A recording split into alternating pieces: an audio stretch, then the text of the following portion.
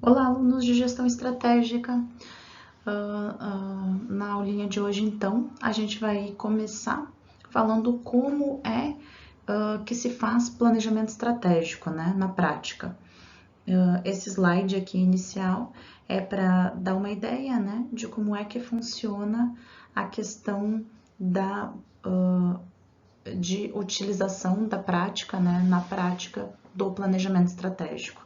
Quando a gente verifica a situação atual de uma organização e aí a gente organiza o plano e a partir daí a gente faz um planejamento estratégico. A UERGS, nesse momento, ela está construindo o PDI. O PDI, que é o Plano de Desenvolvimento Institucional para os próximos 10 anos da universidade. O que ela está fazendo é um planejamento estratégico. Como é que a UERGS vai se posicionar pelos próximos 10 anos como instituição, né? Então eu vou usar um pouco como exemplo, porque atualmente é o que a gente tem feito na universidade, planejamento estratégico.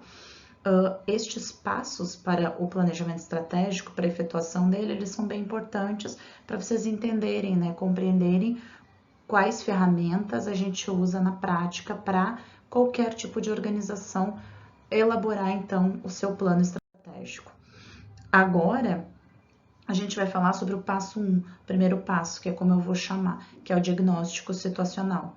Né? Isso ainda na fase de elaboração, porque primeiro a gente elabora o planejamento estratégico, depois a gente implementa e depois a gente controla ele, né? São 3 fases distintas. E na fase 1, no primeiro passo, que é o diagnóstico, o que a gente faz? Então, a gente avalia os recursos disponíveis, né? Então a gente vai avaliar o que a gente tem dentro da organização. Os recursos internos, sejam financeiros, humanos, materiais, todas as possibilidades disponíveis no mercado. A gente faz um levantamento da situação atual da organização e verifica então a existência e adequação das estratégias vigentes, porque uma empresa, uma organização sempre tem estratégias em andamento, né? A gente vai fazer como isso? Como é que a gente faz o diagnóstico? A gente verifica os relatórios de gestão, relatórios financeiros. No caso da UERGS, a gente pega PDIs anteriores. Vocês vão ver que eu vou falar muito sobre PDI, que é o Plano de Desenvolvimento Institucional. A gente pega demandas tanto internas quanto externas. A gente pode fazer planilhas para analisar, a gente pode pedir a opinião dos funcionários, dos colaboradores. O que importa é que você tenha um diagnóstico claro da situação atual da empresa, né? Tem um plano estratégico anterior, eu quero mudar, como é que tá aquele plano? O que a gente cumpriu daquele plano? Isso também é importante. Aí, a partir daí, né, de você olhar o panorama e verificar como é que a organização está, é que você consegue pensar daqui para frente, né, no futuro. Porque o planejamento estratégico é isso, é esse olhar para o futuro de uma organização. Então, tem várias ferramentas para fazer análise da realidade da empresa. A gente tem a matriz 2R, a matriz Ansoff, a BCG, a GE, a SWOT e a análise de stakeholders. Eu vou falar um pouquinho sobre cada uma delas, apesar de saber que algumas vocês já trabalharam em outras disciplinas, né? Mas todas elas têm o mesmo objetivo. Todas elas vão verificar todos os aspectos relacionados à realidade externa da organização, tanto com relação a pessoas, tanto com relação a fornecedores, todas elas vão fazer a mesma coisa, porque a ideia dessas matrizes ou dessas formas de se efetuar análise é entender o relacionamento da organização com o ambiente externo, né? Verificar se estes podem impactar então o rumo da organização e como é que eles podem impactar. A matriz 2R ou a matriz dos 2R, né? Com essa matriz a gente quer ver o quanto importa ou quanto importantes nós somos no nosso ambiente. E se não, como é que a gente busca essa importância. Então ela vai falar o quê? Vai falar de reconhecimento e relevância, por isso 2Rs. E aí, quanto mais reconhecimento a gente tem, quanto mais relevância a gente tem, melhor, né, para a organização. Aí você tá lá no paraíso, você faz o que o cliente quer e ninguém mais faz. Ou seja, você tem o reconhecimento pelo que fez e o que você fez foi relevante. Quando você tem reconhecimento, mas você não faz um trabalho que é relevante, você está aqui no que é chamado de quadrante do ouro de tolo, quando a sua diferenciação frente à concorrência é irrelevante. Você é reconhecido, talvez, porque você é uma empresa famosa, mas o seu trabalho não é relevante. Né? Então, por que é perigoso? Porque daqui a um pouco você está muito perto de ser invisível, quando o cliente não vê o seu produto ou serviço, ou seja, você não tem reconhecimento e também não tem relevância. Além disso, a igualdade, os seus clientes querem você e você e os concorrentes têm. Então você tem um trabalho de alta relevância, mas ainda com pouco reconhecimento, né? Quando você está aqui é mais fácil você ir para o paraíso, ou seja, fazer um trabalho que é reconhecido, né? Fica mais fácil para uma empresa.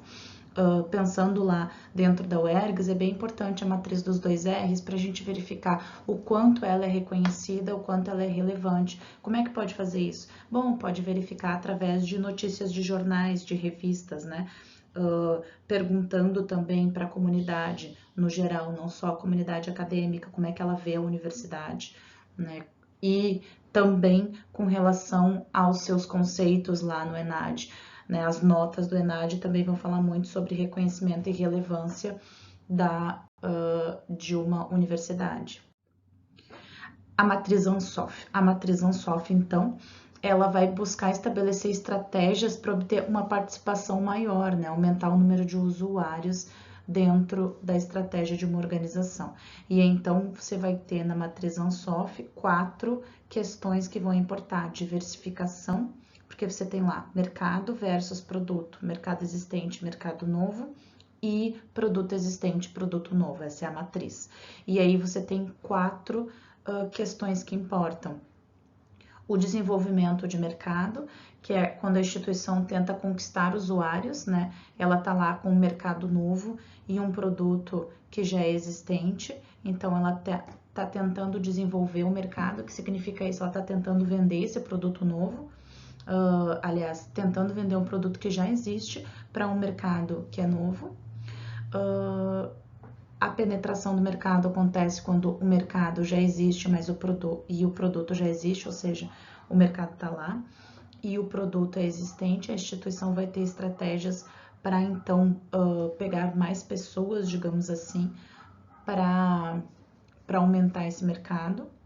O desenvolvimento de produto é quando, óbvio, o produto é novo dentro de um mercado, então você vai trabalhar para desenvolver o produto, ou seja, para que as pessoas conheçam ele, aí você tenha mercado para vender esse produto. E diversificação, quando o mercado é novo, o produto é novo, é uma estratégia, digamos assim, arriscada, porque ele vai ter que introduzir um produto totalmente novo para um mercado que vai ser organizado, digamos assim. Pensem no seguinte: como é que empresas fazem isso? Eu tenho um produto novo e eu preciso criar um mercado para isso, eu preciso criar pessoas que vão usar esse produto que é novo. Né? Às vezes a gente faz isso com novela, televisão, YouTube. Então, assim, a gente cria a necessidade para que as pessoas, então, queiram utilizar o meu produto, digamos assim. Então, essa matriz funciona da seguinte forma: onde eu vou me posicionar com relação a produto e mercado e como é que eu vou agir estando posicionada aqui, né? No caso da UERGS, para o PDI, é uma matriz pouco utilizada, a gente não usa, mas as empresas usam bastante para posicionar os seus produtos dentro de mercados, né? As empresas usam muito a Ansoff. Nós temos aqui também a matriz BCG, que vocês já conhecem, não é?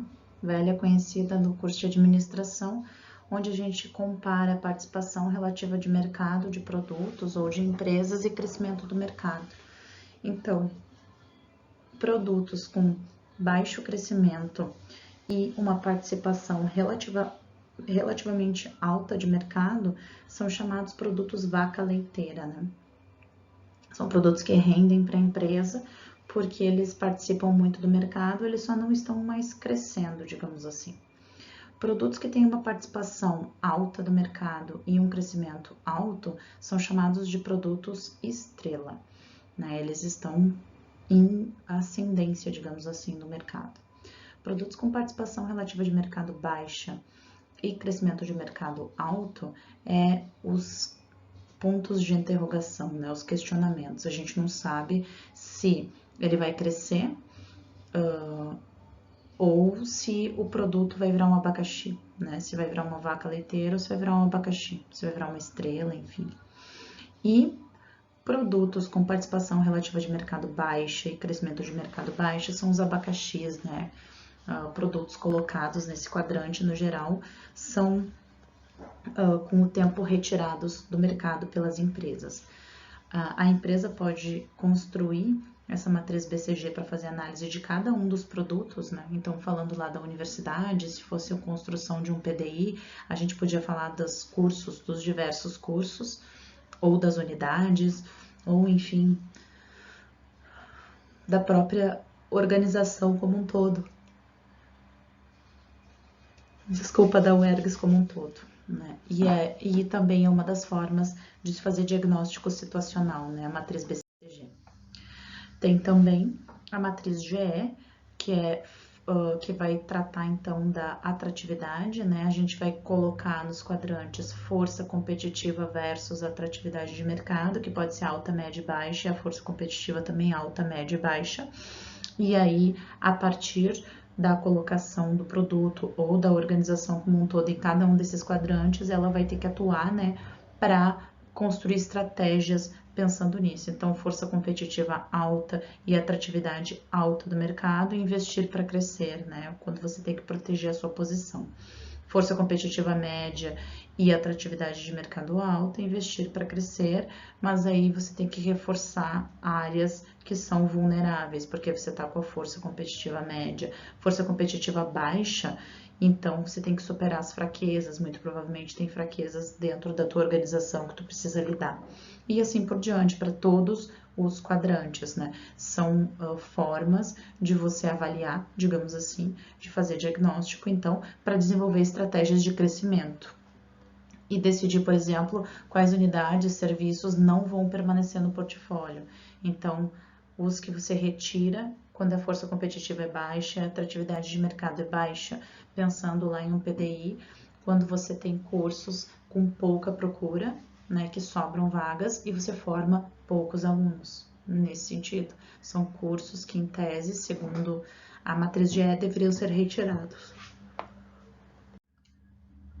A SWOT, que todo mundo conhece, análise SWOT, que vai fazer a verificação de análise interna e análise externa, né, onde você vai verificar forças e fraquezas, oportunidades e ameaças, né, por isso que é SWOT, dentro de uma organização. E aí, essa matriz é a matriz que está sendo utilizada, digamos assim, a SWOT e a PESTEL, dentro da universidade para elaboração do PDI, onde você vai fazer uma análise profunda das forças da universidade. Como é que você faz isso? Você faz questões norteadoras, né? Que são questões norteadoras? São questões que me dão um direcionamento, porque as respostas dela vão servir para que eu realmente tenha clara noção das minhas forças, fraquezas e de qualquer oportunidade ou ameaça que eu tenho. Por exemplo, força, eu posso me perguntar quais os melhores cursos, quantos melhores cursos nós temos, né?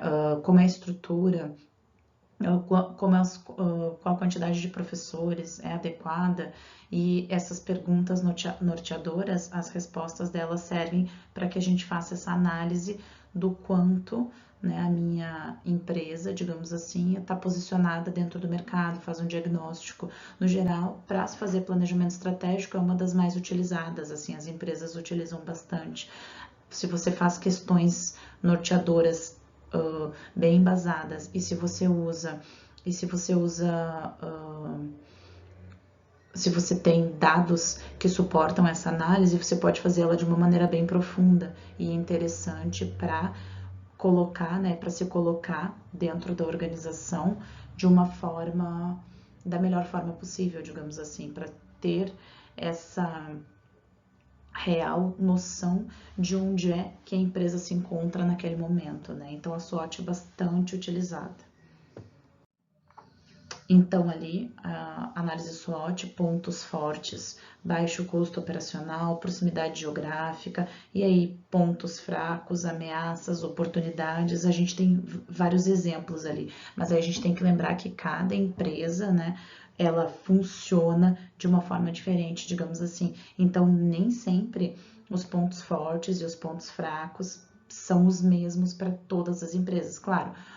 Produtos, por exemplo, que não vendem são pontos fracos para qualquer empresa, mas alguma coisa que pode ser uma ameaça para uma empresa, para outra organização pode ser uma oportunidade, não é?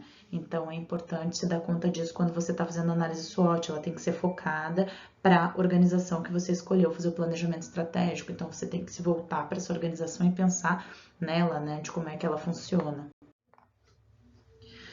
E então, dentro da análise SWOT, fala o seguinte: passo 1, eliminar problemas, capitalizar alavancas, melhorar restrições e monitorar defesas, né? Então, você faz essa análise para você então verificar interna e externamente como é que está funcionando os pontos fortes, fracos, oportunidades e ameaças da empresa.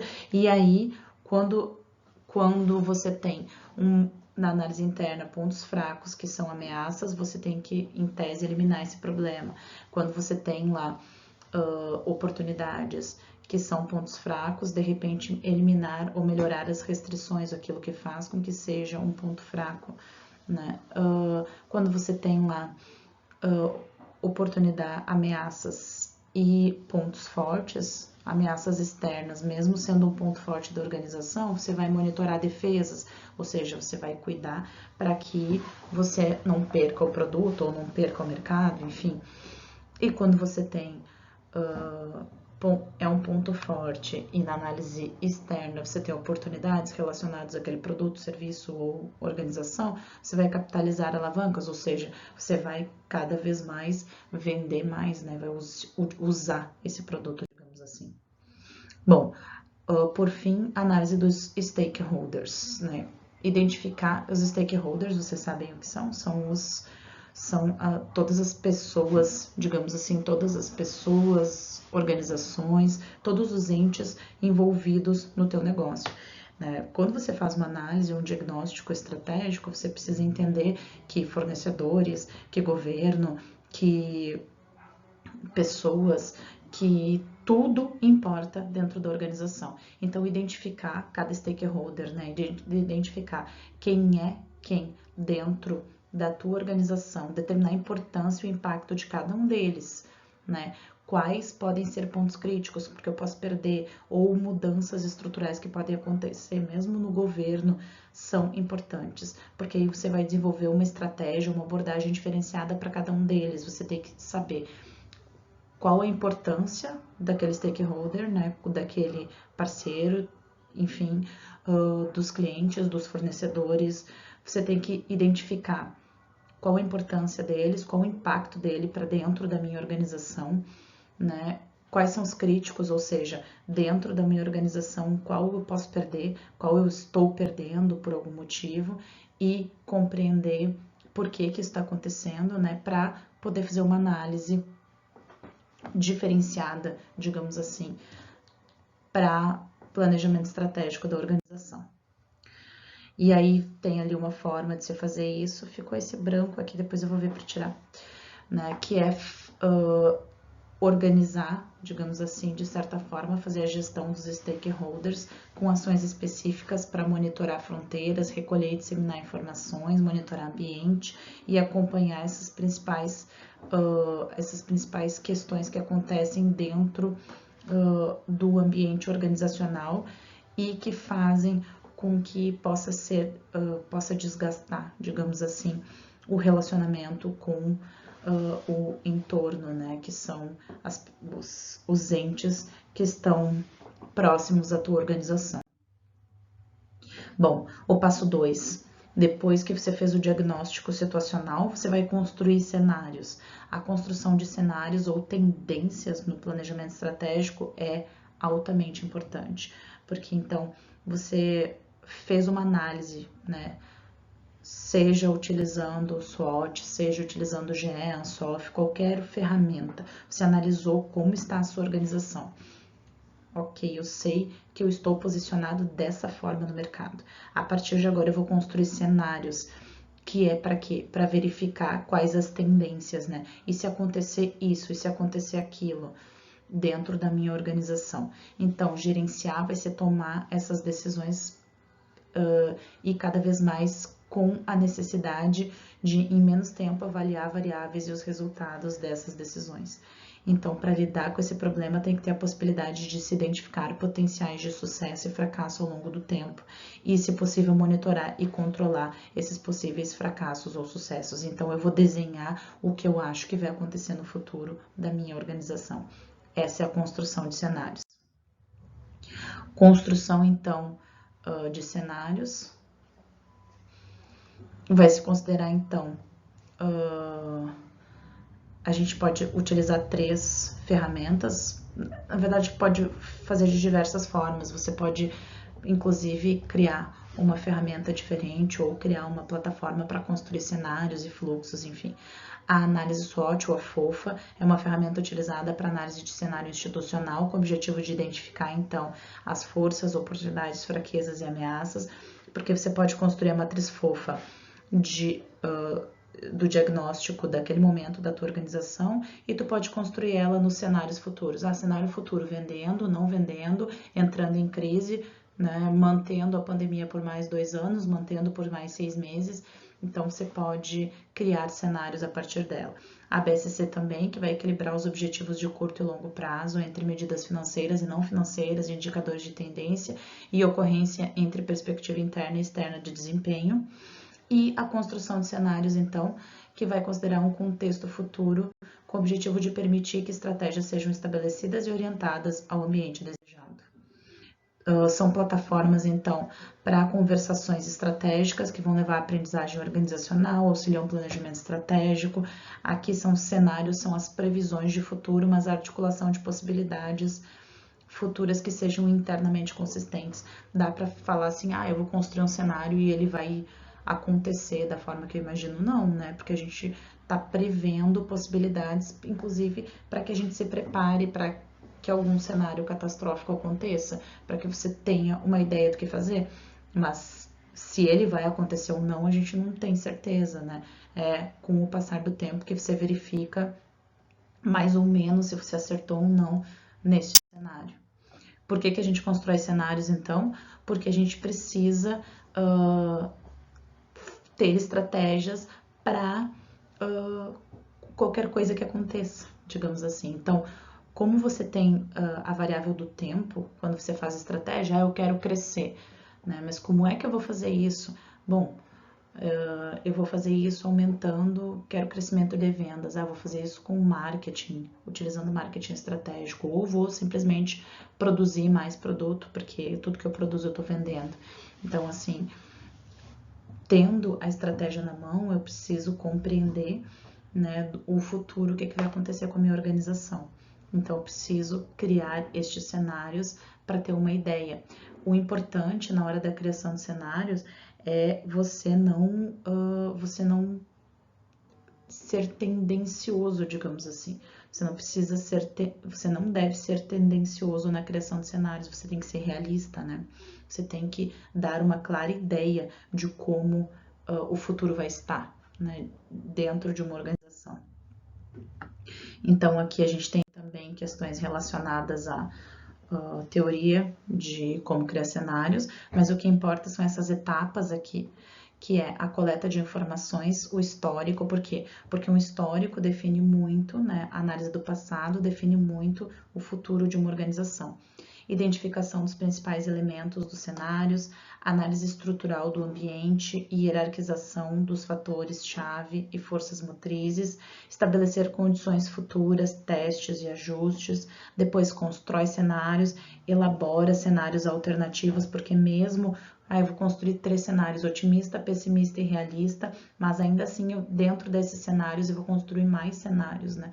Porque quanto mais opções eu tiver de análise, mais fácil para mim buscar essas a resolução dos problemas de cada cenário apontado. Então, cada cenário com seus problemas vai ter também alternativas para a resolução deles, né? Isso é importante. E aí você vai, então, selecionar indicadores e sinalizadores para controlar, para entender se você está indo para o cenário pessimista ou otimista, e você vai tentar integrar com a própria estratégia da organização. Aí, a análise SWOT também é uma forma de fazer isso, né? A gente já viu a análise SWOT antes, a matriz SWOT. Você vai aplicar ela da mesma forma aqui na construção de cenários. Uma outra maneira de fazer isso é a análise PESTEL, né? Que foca no ambiente externo e vai derivar das iniciais dos diferentes fatores de planejamento estratégico, que é você vai listar oportunidades e ameaças relacionadas a fatores políticos, econômicos, sociais, tecnológicos, ecológicos e legais. Então, uma forma de você construir cenários. Você vai focar no ambiente externo. Eu quero saber como é que o meu ambiente externo vai estar. E aí você constrói cenários para estes ambientes externos e você vai criando formas você cria formas de mensurar, né, esses fatores. Você cria indicadores e você, a partir desses indicadores, consegue então analisar esse cenário e projetar, né, futuros com relação a ele. A análise PESTEL é a análise que a UERGS está usando para fazer o PDI, né? Política Econômica, Social, Tecnológica, Ecológica e Legal. Ela é uma das ferramentas, né, utilizadas. O foco no ambiente externo é bem importante para as organizações, então, verificação da SWOT e da PESTEL. A PESTEL pode ser inserida ou encaixada dentro da SWOT, digamos assim, porque vai trabalhar oportunidades e ameaças dentro destes quesitos aqui, que importam muito para as organizações, né? Pensem ali, cenário político, mudança de governo, muda lei, muda fatores relacionados à tecnologia ou até ecológicos com possibilidades ou não possibilidades de que algumas coisas aconteçam, né? E a empresa tem que se preparar para isso. A PESTEL, então, vai analisar os fatores que podem influenciar na decisão e a SWOT vai explorar esses fatores, avaliando as forças e fraquezas e levando em consideração fatores internos e externos. A PESTEL e a SWOT, então, após identificar essas mudanças no ambiente, vai se analisar cada alteração e verificar quais oportunidades que essas mudanças podem oferecer. Onde foram identificadas as oportunidades, vão se desenvolver então ações para explorar essas oportunidades, e onde se verificar ameaças, vão ser elaboradas medidas para acabar com as ameaças, né? O que se faz depois, então? Do resultado da lista de forças, fraquezas, oportunidades e ameaças, a gente vai, então, traçar estratégias. Quais forças podem potencializar oportunidades? Quais forças defendem de ameaças? Quais fraquezas potencializam ameaças? Quais fraquezas prejudicam oportunidades? Então, essas estratégias vão ser concretizadas em planos de ação, porque aí você cria planos para resolver os problemas da organização. Bom, a gente também tem as forças de Porter. As forças de Porter vão analisar o grau de atividade de um setor e identificar, então, os fatores que afetam a sua competitividade, fornece uma visão da organização sobre a concorrência sobre o mercado que ele faz parte. Então, as 5 forças é a rivalidade entre os concorrentes, poder de negociação, ameaça de produtos substitutos, ameaça de novos concorrentes e o poder de negociação dos clientes. Então, essas forças também podem ser analisadas para se fazer os cenários, né, para verificação de cenários, até para ter uma clara noção, assim, de o que pode ameaçar a minha organização ou não ameaçar. Então, pessoal, voltando ao terceiro passo do planejamento, que é a base, então, para as demais funções administrativas de organização, direção e controle. A intenção é definir os objetivos para o futuro e os meios para alcançá-los. As mudanças, elas são resultados de decisões e de propósitos. Portanto, é um processo que vai obedecer a relações de interdependência, não é? Aí, dentro do terceiro passo, a gente vai ter ali o perfil estratégico, que é a escolha da missão, da visão, dos valores, dos objetivos, das estratégias e das prioridades de uma organização. As estratégias, então, elas são escolhidas para a ação e vão representar a instituição.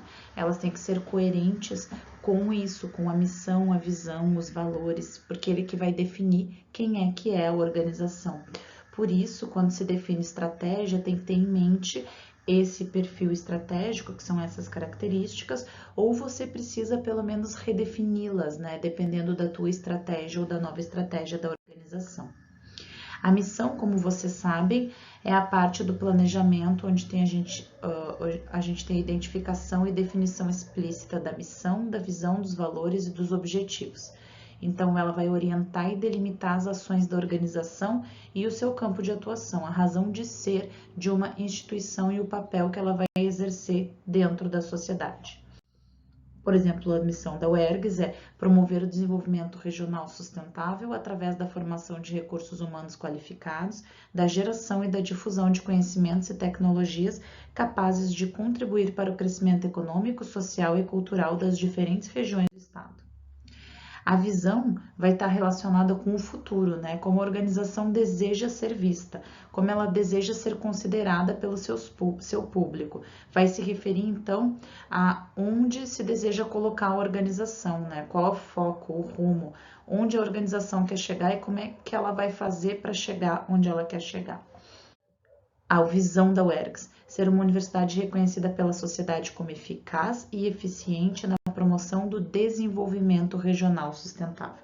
É onde ela quer chegar.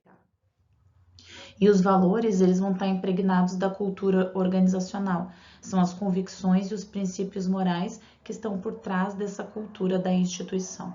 No processo de planejamento, é importante a sua identificação clara, a fim de que façam parte integral das estratégias a serem delineadas posteriormente. Valores da UERGS: democracia e participação coletiva nas decisões. Indissociabilidade entre ensino, pesquisa e extensão. Uma formação humana integral. O respeito às diferenças e diversidades socioculturais, a pluralidade de ideias e credos. O compromisso com a ética, cidadania e a inclusão social. O foco no desenvolvimento regional sustentável a partir das demandas e necessidades locais e regionais. A definição de objetivos é o momento da tomada de decisão. Eles são, então, expressos ou orientados para as ações organizacionais. Que resultados eu espero alcançar? Então, definir os objetivos a partir dos resultados que eu espero para minha organização. Vai considerar, então, os valores e a ideologia do grupo, da empresa, da organização, da instituição, o reconhecimento do problema, a análise diagnóstica. Então, os objetivos estratégicos, eles vão estar correlacionados aos pontos fortes e fracos da instituição, as oportunidades e as ameaças do ambiente externo. Para definir, então, ou para fazer a definição de objetivos, a gente vai perceber o seguinte, que os objetivos estratégicos vão prever alterações na relação da organização com o meio ambiente. Quais recursos são escassos, os objetivos vão ajudar a orientar e a prever a redistribuição dos recursos ou a distribuição deles. Vão se dividir em gerais ou fins, que vão ser expressar então os valores principais e a política da organização, são objetivos de longo prazo, e os específicos, que podem ser de curto ou de médio prazo, que vão falar de ações para se alcançar os objetivos gerais. E operacionais de meio, que são metas relativas à eficiência técnica e administrativa, e os objetivos operacionais vão ser sempre de curto prazo.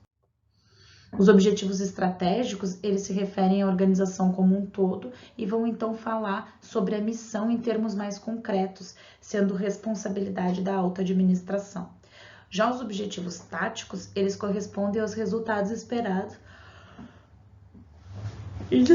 para as principais divisões ou departamentos da organização e são formulados pela chefia de nível médio.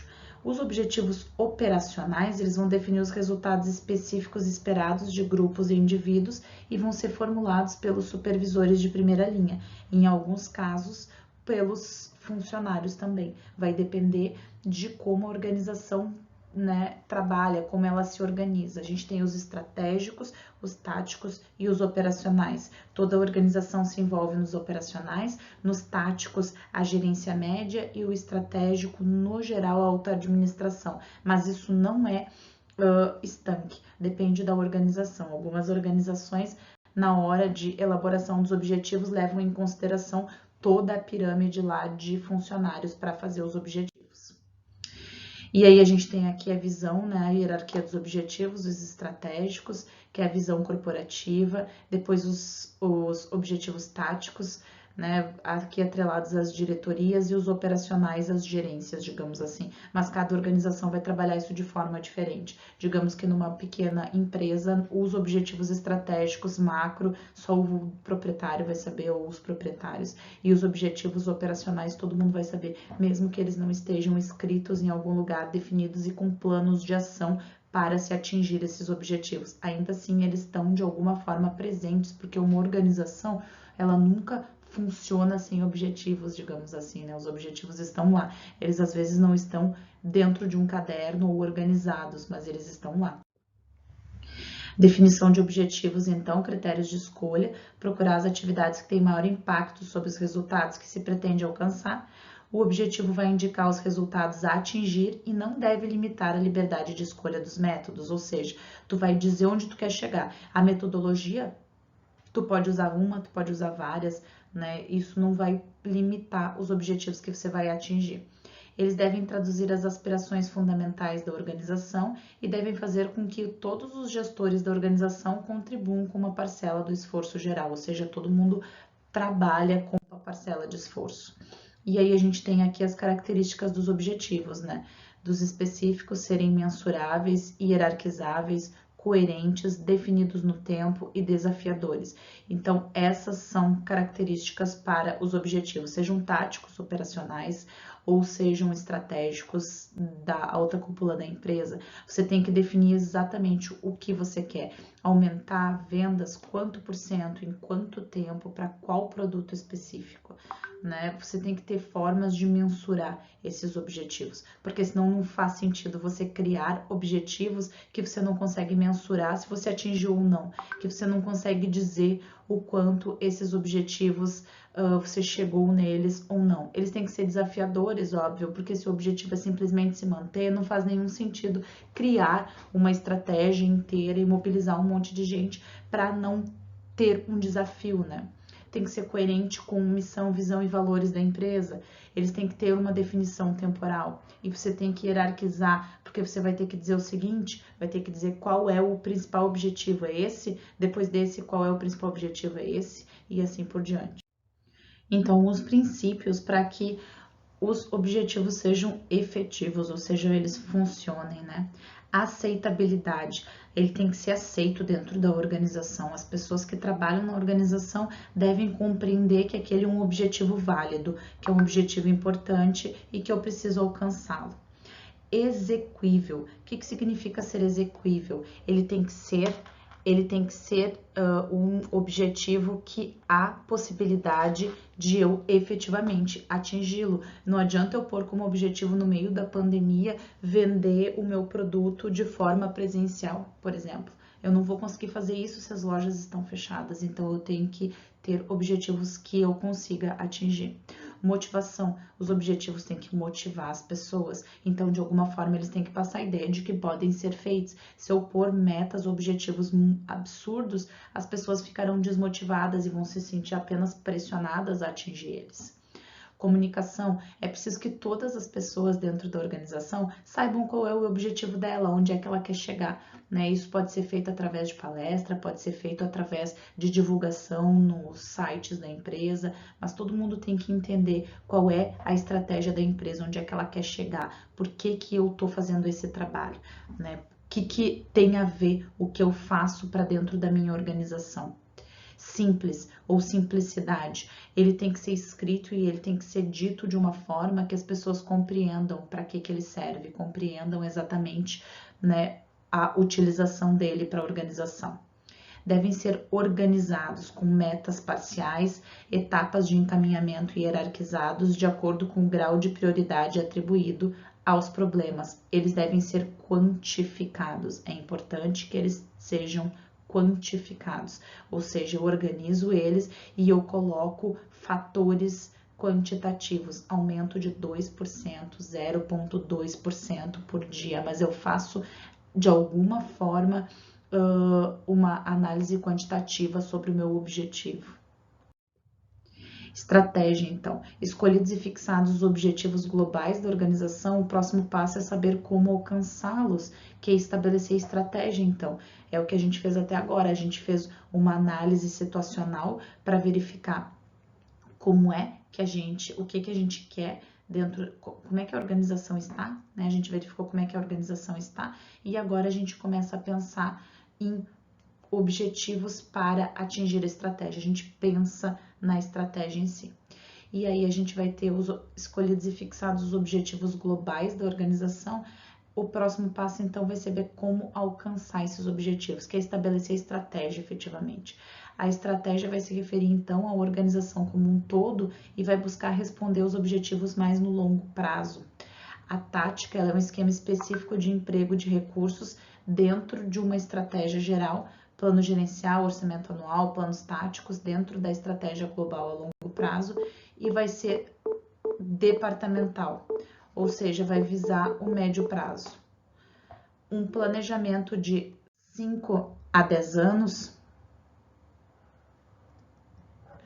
Então, o planejamento de 5 a 10 anos, ele vai precisar que os cenários sejam bem construídos e que as estratégias a partir dos cenários, né, a partir dos cenários montados, você tem estratégias para atingir esses objetivos. Quando a gente constrói uma estratégia, a gente não pretende tomar decisões sobre o futuro, mas sim tomar decisões hoje, tendo em mente o futuro.